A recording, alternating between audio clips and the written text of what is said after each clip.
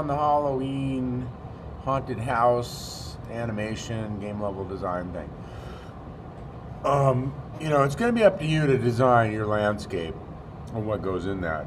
Glowing jack-o'-lanterns, headstones from a graveyard, lanterns, old fences, fallen trees, rocks, dead trees. It's supposed to be going through, a haunted dead tree forest.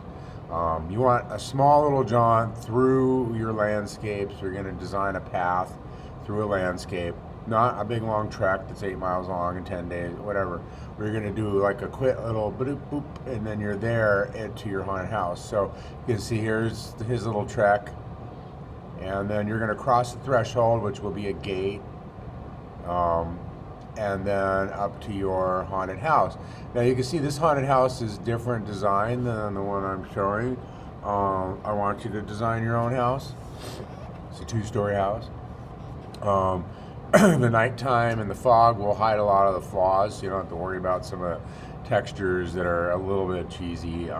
But we have all the textures, ready to go for you. So you're going to design your own house, 2-story. Up the house, stairs, to the door, spooky light. The spooky light can be coming out the door or window or whatever. I personally think probably upstairs window would look a little bit more scary. And we want to make the house look old and dilapidated and all that kind of stuff. Anyways, so we've been working on a house. I'm going to show you how to do a lantern thing, and maybe we'll build a stair rail and a door. I haven't done all my windows yet, but I've done lessons on the windows, so you can kind of get an idea. And I haven't applied textures yet or anything. You can kind of see my lantern right there. Will I put a light in it? I don't know. I mean, do you want a lantern hanging from a doohickey post, or do you want a lantern at the top of a post, or do you want a lantern coming off the front? Do you want a lantern at all? At this point, I'm kind of just showing you like extra things that you can put in your project, because it's your design. You gotta have a haunted house. It's gotta look old. It's gotta look haunted. So I'm going over all these little things that you can do to design your house. You're designing your house this time. You're not copying me like on the rocket or the other projects that we've done. Those are more training, projects. You're kind of moving into your own groove here and designing your own stuff. So how do I do that lantern? I'll show you a really easy way of doing it. So we kind of learned how to do a lathe for a post railing already. To do a lantern, you can use a lathe. And a lot of people were like, well, it's square. Why would I use a lathe? The lathe is round. But you can, and I will show you. So you go to your pen tool. Green is the middle, blue is the floor. When you draw a lathe, you pretty much just draw half of the object. And then if you want it closed at the top, you close it off, or you leave it open. Mine will be closed at the bottom because I started on the green axes. That means that's the center, like the axes of the earth, the middle, the poles, and then how the earth spins around on those. So it's just, they call it lathing because it's like wood shop, where you stick a block of wood on a spike that spins around, and you carve it and it becomes round, okay, or cylindrical. All right, so I'm going to close it off at the top. So I end on Y and I begin on Y, so it's closed at the top and bottom. You can just click off the tool up here at the top. And now what you do to do your basic lathe is you throw it into that spline into your lathe. There's spline that you just drew as a child. And you go and you create a 3D object, like instantly. Pretty easy. Now these 3D objects, what you can do with them is you can give them different amount of sides.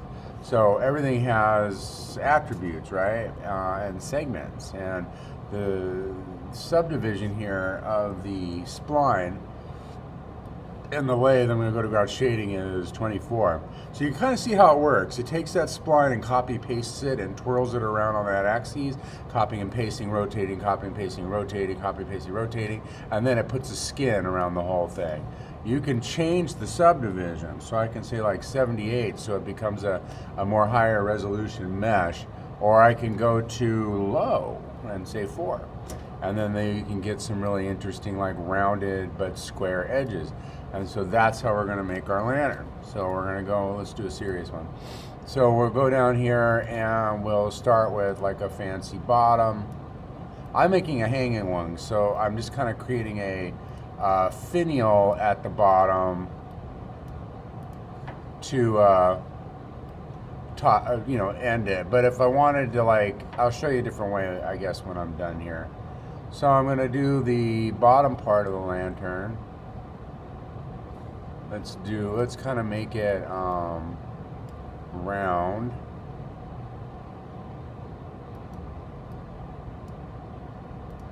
And we'll give it a fancy top.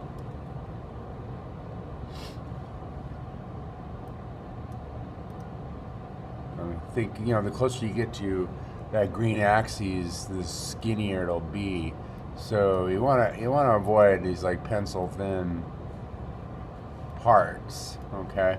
And so that's my half. You always just draw half the lathe. You go get a lathe from your NURBS, you throw the spline in the lathe, and then there it is. It's really unforgiving of curves. So you can turn you don't have to redo it. You can turn the lathe on and off with the check mark, and then just go to your spline and kind of correct that. And you can even edit it while you're in lathe mode, so I can like get a better curve here, make it a little rounder, however I want to do it. Do a design, I'm just kind of winging it. And then you go to your lathe and you give it, instead of having this huge subdivision of 24, which is still low res, and if we were making like a super duper lantern, we would increase our mesh a lot. But we can go down to 4, and then there's your lantern. Now, how do you knock out the middle for the glass parts and stuff like that? Well, you take your whole lantern and you convert it with mesh conversion, current state to object. That creates a polygon version of the same thing, and you delete the original, and now you're left with this, but you still don't have like good polygons here to like delete and create like a window and a frame and all that. So what we have to do here is we have to select the areas that we want to do this to. So I'm going to get those areas. I don't know if I'll get all the way up. Maybe I will. And then I'm going to leave one little row at the bottom there. And what we're going to do with these areas is we're going to do what's called a subdivide. So we can subdivide. Now you're like, well, Ruben, you said you couldn't add more segments. You really can't. Not the way that you add segments when it's a primitive. But when you subdivide, you can create new geometry, but it'll be based off what's already there, and it's not really customizable very much. So anyways, you'll see what I'm talking about. You're going to go to mesh, and you're going to go to commands, and you go to subdivide. See where I'm at? Mesh, command, subdivide, mesh, command, subdivide. And you're going to go to subdivide, and there it goes. It created more polygons. It basically just divides everything. And so if I do it again, I can divide it again, subdivide. And if I do it again, I could subdivide again. Okay, now that I've done that, now I have the polygons there that I can go ahead and let's deselect it. Select like a framework. There's a lot of little skinny ones down there at the bottom, which is probably why I should have just gone all the way to the bottom before, because then now I got to deal with all these stupid little ones. I don't know why I kept that. I kept that sliver you see right there. Kicking myself now for doing that. But there we go. And we create our little framework. You see the selected areas that are gold. I'm just going to delete that. And that's going to be, we don't even need to make glass, to be honest. We could just, it's going to be in the dark. So even if there's glass in there, you wouldn't see it. This was like dirty glass or broken glass or something like that. Remember to always double check your selections to make sure that you didn't grab or miss a polygon. And when they're that small, what do we have a really high chance of doing? Missing a polygon. And then there's nothing like, trying trying to do some stuff like this and then realizing you missed a piece or had another extra piece selected somewhere you didn't want it, and then you delete it or you extrude it or whatever you're doing to it, giving it a different color, and then you're like, oh crap, I messed up. And then now you got to figure out how to fix it. So I'm showing you all these tools so that you can figure things out. When they model stuff for, like movies and games and television commercials and, motion graphics and film and TV and all that stuff, they often don't have any idea how they want it to look, and they do a lot of visual development on it until they decide how they want it to look, the style of it, the genre, the historical period, whatever it is, the color, the feel for the whole film or game, because it usually has an overall design or theme to it or style to it. And then once they've done that, then they start building it, and they figure out how to build it. Like they look at other things.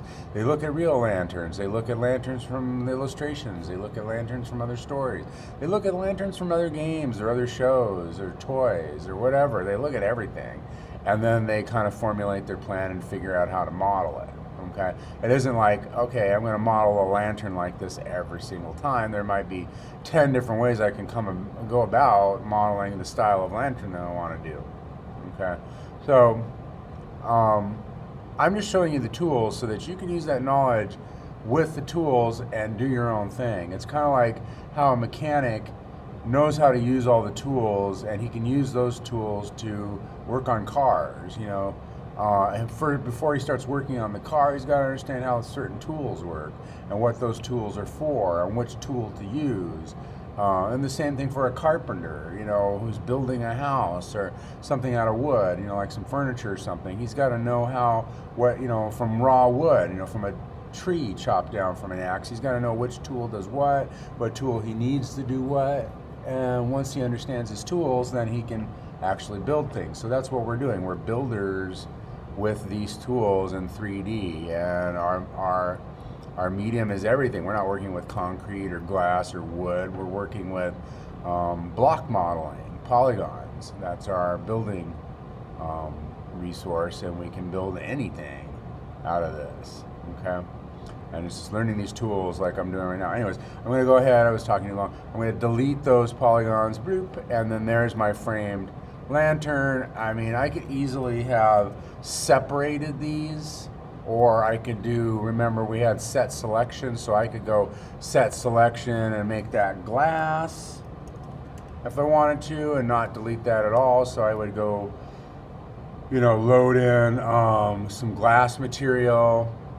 We'll just do like simple, and drag that on there and tell that tag to go to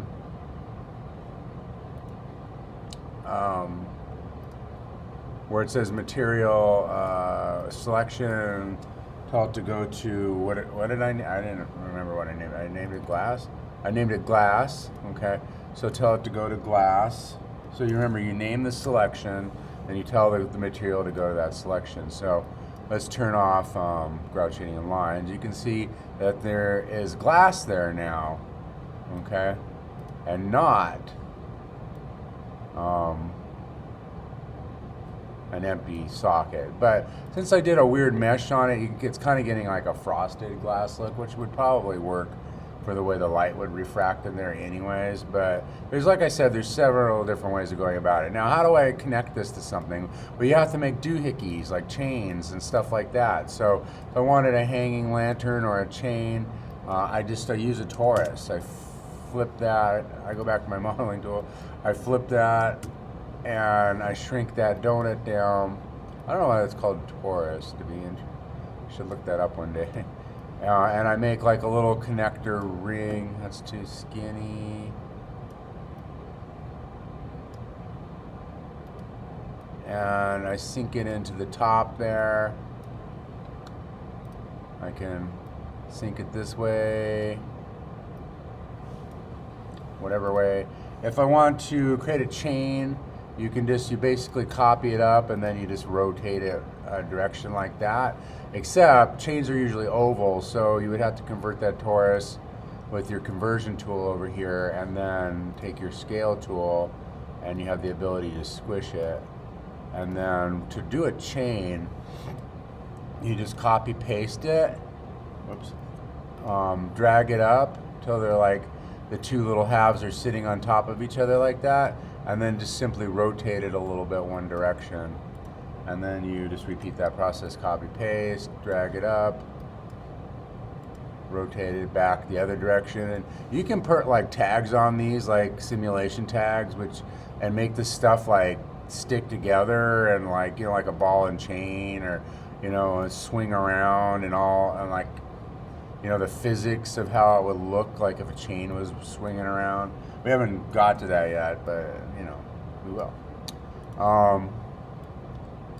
Okay, and so like if you want to make some sort of apparatus, if you want to make, like I'm not going to make the whole thing here, I'm not going to even copy paste this in because I've already made one, but if you see like I made a pole here with a little doohickey, that's a sweep. There's a lathe, this is a lathe, that's just a block, and then I made like a little ring to connect it to the post. Okay, a sweep is very similar, we might as well review that really quick, to a lathe. You just go down to your side view here and you draw the spline. You can do it in your front side and it comes out easier, you know, and you might have to rotate it if it's going the wrong way or whatever. So you can do it in your front or your right. Let's just do this in the front, I guess, just to show. The red is the floor now and the green is the center. And what you do is you don't have to worry about the center like a lathe where you center it on that and only draw half for the lathe. The sweep, you just draw the spline. So whatever it is, like if it's going to be like a wrought iron gate, like ornamental thing like that, you just draw the spline. And then what happens is you have to go back to your perspective view for the rest. As you go, because you want it to go the right way and not do extra work and have to flip it around, but you take a shape and slide it along that, and that creates the tube shape. So I could go over here and go to, and we'll do this a little bit more detail later. It's kind of quick review just in case I already went over in class, I don't remember. I can round it off here so it's a little bit soft on the edges. So I always go over here and tell the rectangle or the circle, those are the best shapes to slide along a spline to create a tube shape, or a handle. So anything tube shaped or a handle or hose shaped or snake like, that is a sweep. Anything that's cylindrical or glass shaped or like a post is a lathe, and anything that's flat in a custom shape would be an extrude, which we haven't done yet, but we will do that for the roof a little bit later. Anyways, you take that and you go to sweep and you put in the spline first and then what you're sliding along it, and you get your 3D shape. When it starts getting twisty like this, the shape you're sliding along it is too big or wide for the corners that you're doing, and you can turn off areas, and you remember you can go and adjust your curves and make them, you know, nicer, wider, faster, stronger, whatever you want to do, and then, you know, it'll start correcting. Or you could go to your rectangle and I can like transpose these numbers. So 25 by or 40 by 25, I can go 25 by 40, and then you can see my tube changes. You can kind of see at the end of the tube that if we look at it with grout shading and lines, and we turn off certain things, like I'll turn off the rectangle, there's the spline, and then there is the rectangle. They don't even have to be on each other. They just both have to go into the sweep, and it does all the work for you and creates your tube shape. And then you could do neat stuff with that, like wherever your axis is, you know, you could go ahead and, you know, create a fancy like legs for a table, some sort of a holder, little brackets, decorative stuff. You can do a jellyfish, whatever. All right, so let's go back to the house. So there's my lantern. So that's the stuff you got to start thinking of that you want to put on here. As far as railings go, nothing. It doesn't all have to be that super fancy. You're gonna have to make it look old. Remember that. But like I could take this cube and and you don't have to get all clever using all these tools every time when you're making stuff. Like I could go and just set up, a simple rail. I could do the whole thing by hand. It just, it's going to take me a lot longer to do that than it would be to copy paste it or duplicate it. So let's say we put it down here. And remember, we're going to start using this for the wrought iron and the gate. But we do have under, where was it? Command. I have to, hold on here. Let me see if I can remember where it is. I think it was under commands. Oh no, it was under tools. My bad. Sorry. Under, there's so many things here I forget. Under tools, arrange objects duplicate is like similar to your cloner, but it makes physical copies and stuff. And the cloner can do that too. But let's go over this, and we'll go over the cloner next time when we do the gate. So arrange objects under tools. It's not under mesh, sorry. And duplicate, and then you tell it like what direction you want to duplicate it on. So I'm just going to say on the Y, and then I'm not sure which direction. The Z is blue, so when I go to this, I might say Z2. So I might say like go back, I don't know, 20, and then go up to like 10, or whatever the distance ends up being here. I'd have to puzzle that out, but excuse me, I didn't mean to cough in your face. And then once I do that, I go to duplicate and tell it like how many copies. So 1, 2, 3, 4. I went the wrong way. 4 copies. You can say an instance, and that creates sort of like a mirror and not a physical copy. And the cloner does that too, which we'll go over next. So there's different ways of doing it. Then you go to tool and you go to apply, and swoop, you have your instant rail. I was a little bit off on the distance, so I would hit undo, go back to, but wait, let me try it again. So I think I was pretty, nope. I thought I was good on the height, but I think I am good on the height, but I'm not good on the depth. So we undo, swing, and we go to duplicate our option, and let's see, so Z, I'm gonna say, I don't know, let's try 30. And this is your guesstimate method, when you don't want to measure, okay? A little bit off again, so I would fumble around with that a long time. Would it be faster to just, if you could guess it quick or do the math? Yes, or you could just quickly go swoop and copy paste it by hand. But it's not going to be absolutely perfect and identical, and sometimes, like I said, you want that. On this project it would be okay because you don't really care if it's off a little bit because we're going to make it look old anyways. So copy paste, drag it over there.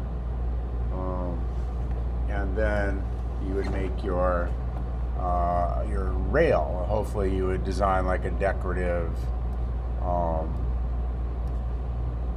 rail. And so why don't we just kind of finish it off with that. So I'm not going to make that fancy of a rail. What could I do as a rail? Would I make it out of a cube? No. Let's do a sweep since we just went over that. So let's find the side view where we can draw it. There we go. And so this comes in handy where you can see it from the side. And you just you start it, and then Let's zoom in so we can see what we're doing a little bit better. You can see I'm kind of off on the height a little bit, but that's okay because we're going to cover it up. And then I want to have like a fancy curve down there, something like that. All right, and we'll adjust those points. All right, then the only part you do down there is draw it. The rest of it, you go back to perspective. Remember that. If you make the second piece that goes to this, remember a sweep takes two pieces. Takes a spline you draw and then something you slide along that to give it its tube shape, which is either a circle or a rectangle or one of these other solid ones, which look weird, like a gear shape, I guess, or star or something you could do, but not for this. For this, you would have to have a rectangle. And so when you create your rectangle, you got to give it its dimensions. I just usually guess, and then I round it because a hard, crispy edge looks like hell, and the round edge looks like more natural, real stuff. And so you create your real world stuff. You could create your sweep, and you drag the spline in, and drag the rectangle in, and then you go, oh my God, it's so big. So then you go to rectangle, and you can adjust it.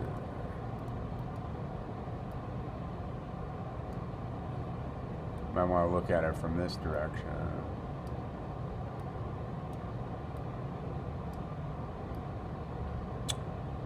Right now, you see how it's kind of weird the way I rotate it, and it's like, why is it doing that? I want to rotate from this. I'm on navigation object mode, and the object is basically got like, that's coordinate 0 right there where the axis is, so position 0, 0, 0 down here. That's called coordinate 0, and whenever you make something like a sweep or a lathe or an extrude, and you make it over here while the axis is still over there. So what you want to do afterwards is go to your axis tool, and you want to move the axis, except you can't because it's a primitive. So after you get it squared away, like, I go over to my width here, or my height, and I get it squared away, and that all my dimensions and stuff are looking good over here. Then I usually want to take the whole thing, the sweep or the lathe or the extrude, whatever it is, and you want to go over to mesh conversion current state to object, and then convert it into a polygon. There it is. Except like a sweep or a extrude will have caps, so it'll be 3 pieces, and then you can go back to conversion and do connect plus delete, and that simplifies it. And then you can delete your original one, and now it's a polygon shape, and you can go to your axis tool, and you can physically move and fix the axes to however you want it to be,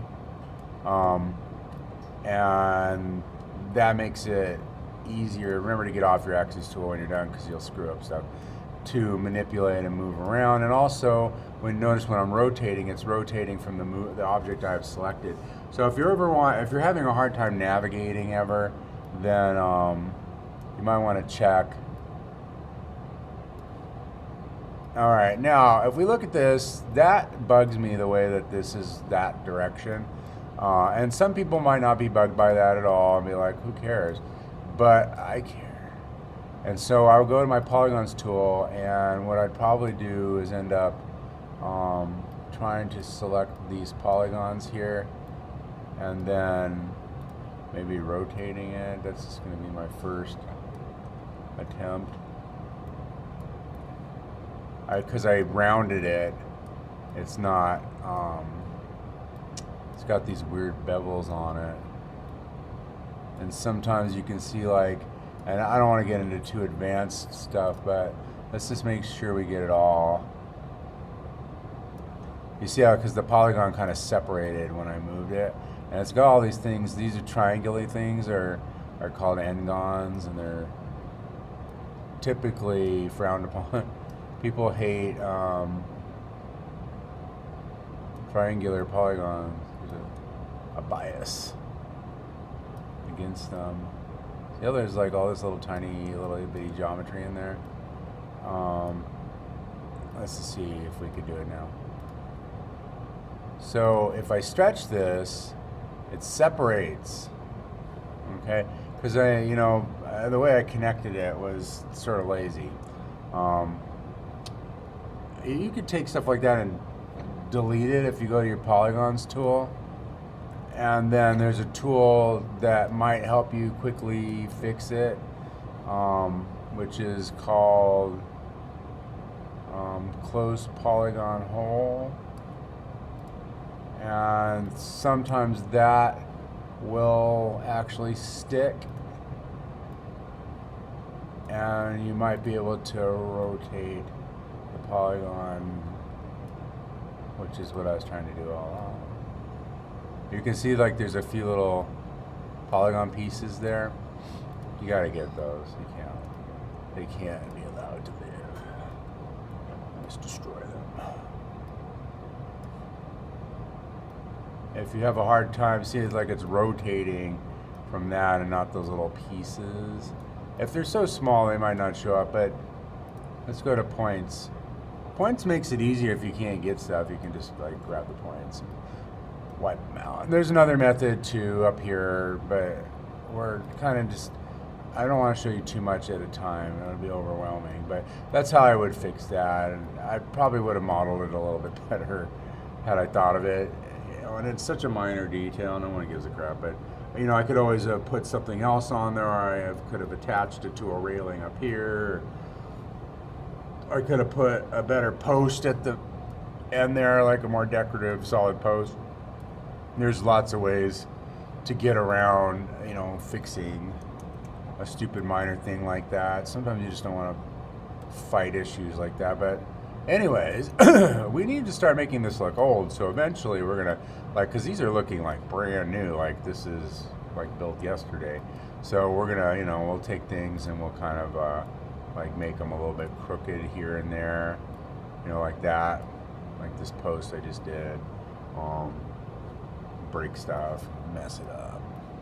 All right, so that's it for today. We did a railing, we did a lantern.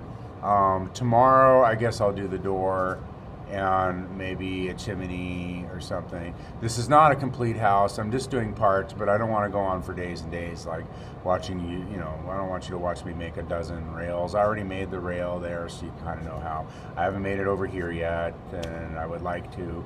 I haven't made any windows yet, and I would like to. There's a bunch of things and details that I want to add to this. I might want to add like some, fancy little brackets here, or I don't know what those things are that are underneath the eaves of a house, that kind of extend past the edge of the house and hold it up. There's a name for those. I'm drawing a blank right now. But whatever those are, I want to do those. Maybe a weather vane or an old stove pipe type of thing, or an old Amityville window. There's a lot of different details that I could do here, and still want to do that you're going to need to do on your house, okay? Because we're going to go to town on our houses. We're going to really model some great houses. Remember, you're designing your own, or you can kind of copy me, but I prefer it if you designed your own and exercised your brain and developed your creativity, because you're a teenager and your brain is undeveloped yet. And you're not fully developed until you're in your 20s or something. So we got to make sure that you're creative, because AI is going to take over the world and only the creative types will be needed. All right, so I'm just kidding about that. Anyways, I'll see you in class. Bye, guys.